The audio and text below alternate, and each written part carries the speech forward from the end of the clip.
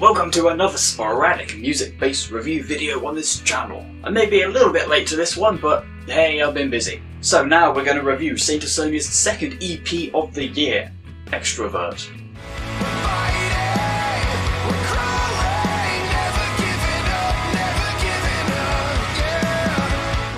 Now for me at least, this EP kind of just came out of nowhere. In hindsight, I think Saint Asonia are releasing an EP titled Introvert earlier in the year, and now they've released another a few months later called Extrovert. Should have been kind of obvious just by the title patterning alone, but I genuinely thought at the time that they were just releasing a short collection of songs to tide us over until their next full album dropped. But as it turns out, they'd actually made a full third album already, basically, but for whatever reason they just decided to split it in two and release it as two EPs a few months apart instead. It's a weird way to release music, I think, and personally I'd have preferred it if they just packaged all of this together into one 13-track album, because by the looks of things, these two EPs are being treated as two halves of one larger piece anyway, so it kind of feels more like an attempt to stay in the rock charts twice as much this year, with two major releases going on, rather than a decision born solely out of creative expression. But again, what do I know? I'm just a guy on the internet with the bare minimum knowledge of music and making half-assed reviews like this.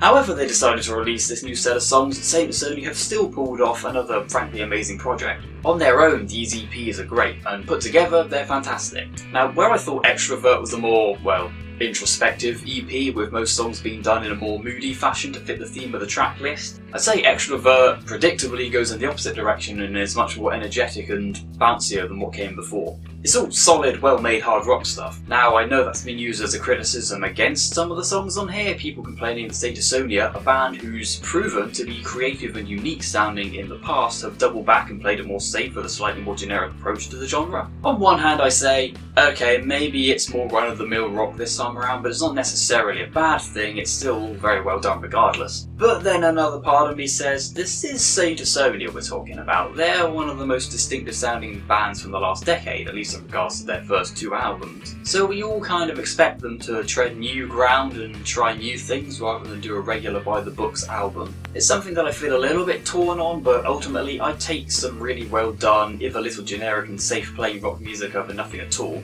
So I guess by now I've made my overall thoughts on Extrovert clear, so I'll quickly flush up the tracklist and we can discuss each of the 6 songs individually for a little bit. And the tracklist is Devastate, Break the Mold, Over It, Wolf, Better Now and Chasing the Light.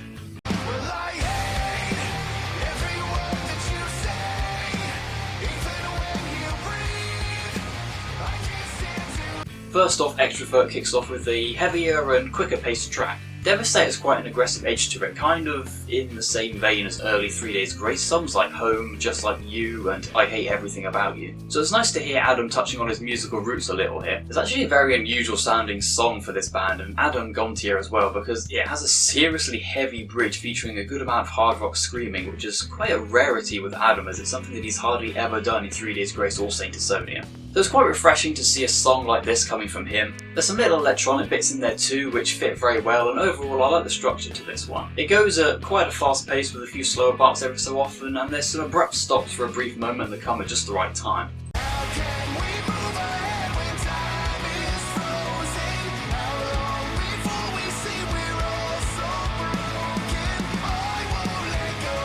Next up we have Break the Mold. I put this one on a similar level to the last one, except Break the Mold isn't nearly as aggressive sounding as Devastate and actually taps back into the trademark melodic and emotional aspect to Adam and the band's style. The verses are somber and the chorus is the bombastic, which is a tried and tested method, yes, but there's no denying its impactfulness. And I really like the lyrics used in the chorus on this one. They aren't the most creative or unique by any means, but I think they fit really well with the instrumentals. To be honest, I find myself not having much to say about Break the Mold, and not out of disinterest or dislike of the song. Sometimes the song is just good, and that's enough without any further elaboration.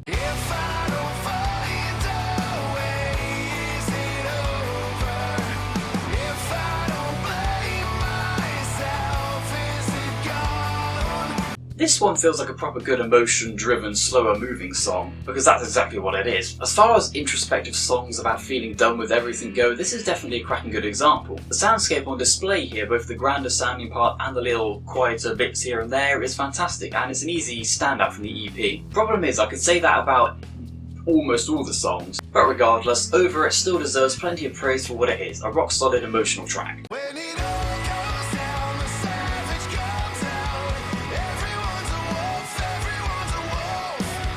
Now here's an interesting one for me at least. Well, thematically, Wolf is quite generic and is basically just the usual tried and tested message of everyone has a savage side or a wolf inside them. The song itself still sounds kick-ass though, if you ask me. It's really just a great bombastic hard rock song, and the lyrics are pretty decent, even if the theme they're conveying is something of a cliche for the genre at this point. If you're gonna do cliches, then at least do them well, you know?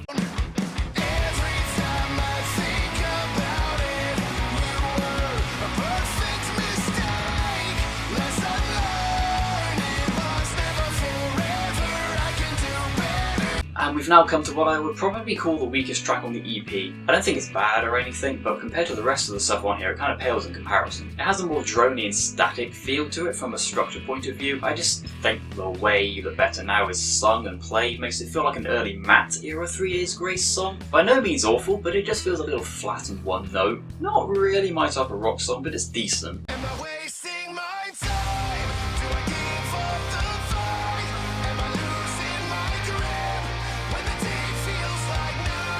And to finish off the EP, they pulled all their best efforts from the very depths of Saint Asonia's power well and cobbled together this masterpiece of a power ballad. In other words, Chasing the Light is freaking awesome. This is one of those songs where you can just feel the raw power behind it from the band, especially Adam's vocals. It gives you chills on the same level as the choruses and bridge of Ghost from their previous album. I always love it when albums or collections of songs like this end on a high note with epic sweeping sounding songs, so this is a perfect one to wrap things up on. Thematically, it seems to be about the feeling you get at times where you're not sure whether to go on or just give up on everything you've worked to achieve, which I think we can all relate to, making it a very personal song for the listener. Damn, I'm actually making it seem like I really know what I'm talking about here, aren't I? And that's all my thoughts about Extrovert that I'm able to conjure up at this moment in time. A very good EP, just like the one released earlier this year, and when combined together I think make up a very strong third album for Saint Asonia. Extrovert will be getting 4 chickens out of 5 from me, and I think the same score applies overall for the combined songs of Introvert and Extrovert as a whole. Not quite as good as the masterpiece Floor Design, but it's by far some of the strongest music that I've heard this year. I just hope the next album will be released all in one go rather than split into 2 halves again like this, but if the songs are as good, then I'll be willing to look past that. Join me in a week for another video, and here's Jake, and I'll see you all then. Bye-zy bye.